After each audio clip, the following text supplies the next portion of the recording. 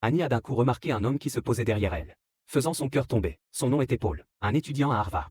Charmant et beau, son pulse s'accélère. Mais puis elle a souvenu son employeur de sa règle stricte. Pas de date pour la nanny. La dernière nanny a été tirée sur le point, juste pour aller sur une date, forçant elle-même à rester composée. Elle a retourné son attention à Gray. Mais Gray était en train de se faire du mal.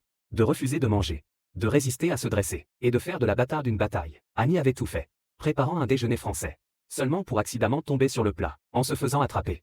Gray a fait un coup de pouce, pour lui dire à sa mère. Viens. Annie a pris un sac de jamon mélangé, et a plopé-le devant lui. Mange-le. À sa surprise, Gray a pris sa première morcelle de nourriture de bâton, et a adoré. Pour la première fois, il a écouté, et c'était leur petit secret. Juste après, le père de Gray est revenu. C'était la première fois que Annie avait vu le homme de la maison, depuis qu'elle a commencé à travailler à la mention. Gray a ralenti à le rencontrer. Mais moins d'une minute plus tard, son père a fermé la porte derrière lui. Sans un deuxième regard, vu la déception de Gray. Annie a eu un défi pour les mots. Elle l'a eu alors.